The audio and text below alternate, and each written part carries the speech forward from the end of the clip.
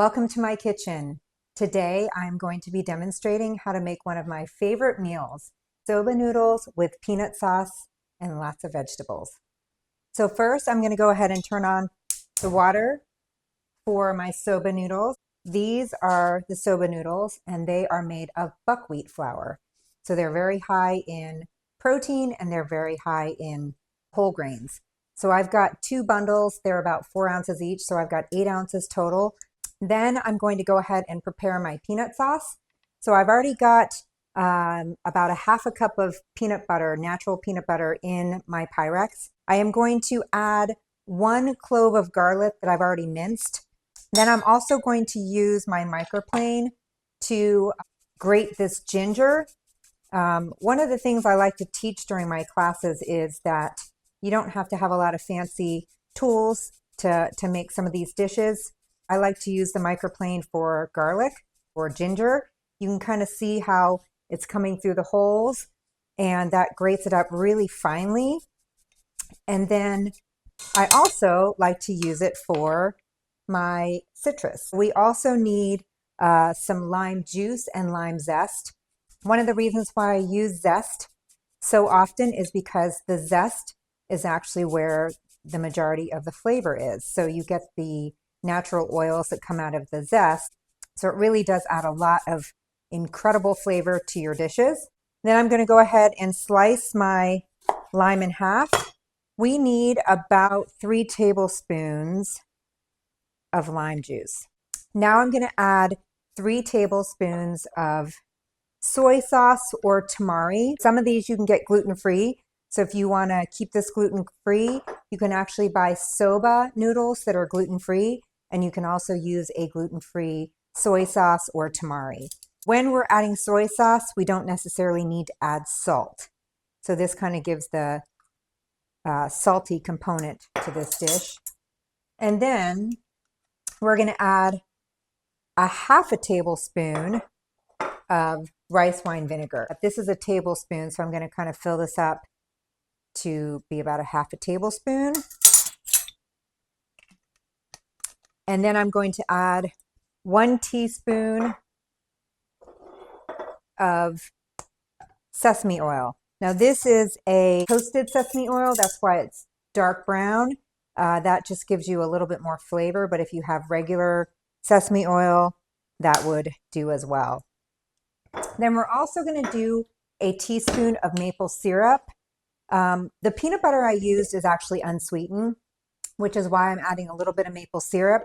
If you're using a peanut butter that is full of sugar or honey, or it has any type of added sugars, you may want to omit this maple syrup. And then last, for the sauce, I'm going to go ahead and add a little bit of sriracha. This is completely optional. I really like it because it adds a little bit of spice to my sauce, but it's not necessary if you're not somebody who likes spice. Then I'm going to take a whisk and I'm going to gently whisk this together. And it seems like in the beginning it's not going to come together, but it will. Once this gets whisked together, you will want to check the consistency. You want this consistency to be somewhat of a sauce versus a paste. And you can see it's pretty darn thick. So I have some water, and I recommend you add this a tablespoon at a time, because once you add it in, you can't go back and take it out. So I've added about a tablespoon. Give it a good whisk. And again, it's starting to come together, but still too thick. You want this to be able to be thin enough that it coats the noodles and all of these vegetables. So while I'm whisking this up, I wanted to just make a comment about this dish. So one of the reasons why I love this is because it is completely plant-based, but it has an incredible amount of protein. So you get protein from the edamame and you get protein from this peanut butter. And then of course it's got all these beautiful vegetables. So now, voila, you've got a sauce. And I'm going to go ahead and set this aside. Now I see that my water is boiling, so I'm going to go ahead and put those in. When you put noodles into boiling water, oftentimes I turn it down a bit because it will kind of bubble up a little bit. So now I've got those noodles in. I'm going to grab my tongs.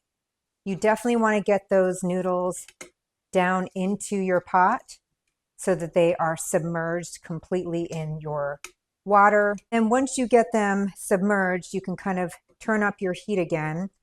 While those are cooking, I'm going to go ahead and set my timer for about 4 minutes. So now what I'm going to do is grab a bowl and we are going to assemble all of our vegetables. We have got a cup of cabbage.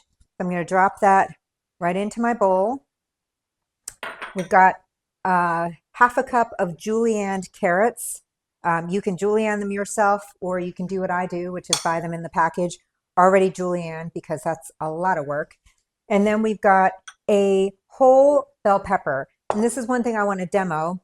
We've got the top and the bottom. I'm going to go ahead and cut off the top. I'm going to cut off the bottom. I'm going to cut down the middle and then run my knife around. And then lastly, cut that out. So now we've got this beautiful 2 flat pieces. I cut it in half. And I already have a little bit in there. But I wanted to show you how easy it is then to run your knife. You've got like a little handle right here. And so you don't have to worry about your hand being too close to it. So that's probably about 1 bell pepper. So I'm going to set all of these aside, drop those in. And you do want to watch your noodles to make sure they don't boil over. So mine are on a low at this point, just finishing up their cooking. Then we've got half a cup of shelled edamame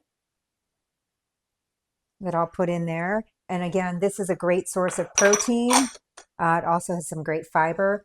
And then we'll add in, we've got 2 green onions or scallions that we'll go ahead and put in.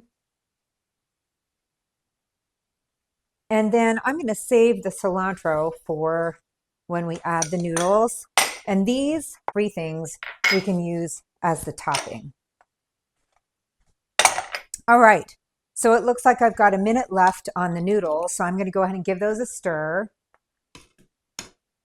And I think they're just about ready.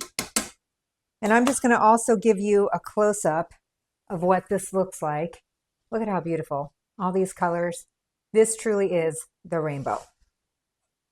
I think my noodles are pretty close to being done.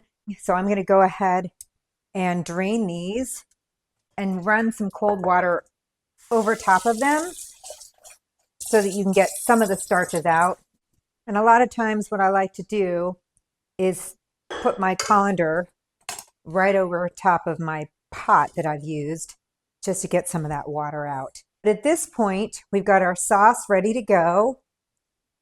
We've got all of our vegetables, and the only other thing we need to do is pop this in and put some of that right on top. So about half your peanut sauce will go into your noodles first, and then you can toss it amongst the rest of your dish. So I'm just getting those noodles nice and tossed with the peanut sauce. This also prevents them from becoming too sticky. And so you want to make sure you can really pick them up and you can see all that peanut sauce. Then I'm going to kind of move those to the side, and I'm going to add in the rest of my peanut sauce to the dish. And I'm using a spatula so I can get every last bit of this out, because this is really what flavors the dish. Then carefully use tongs to get it all mixed in with your vegetables, with your noodles. And this takes a little bit of work, but I promise you, this is an incredibly delicious meal. One thing I like to do is make this for dinner, and maybe you can add, if you want some extra protein, you could add some shrimp to the side or on top. You could add chicken, And just to give you an idea, one serving of this gives you about 13 grams of protein. All right, to finish this dish, we are going to add our beautiful toppings. So again, this is kind of a close-up of what the dish looks like. And then I'm gonna go ahead and sprinkle in my cilantro. Then I've got some chopped peanuts. I really think this gives it a lot because of the crunch. And then we've got some toasted sesame seeds and some black sesame seeds. And there you have it. Soba noodles with peanut sauce and tons of vegetables. Thank you so much for joining me today for my presentation and for my cooking demo. I hope that some of the information I shared with you has inspired you to eat healthfully and live your best life.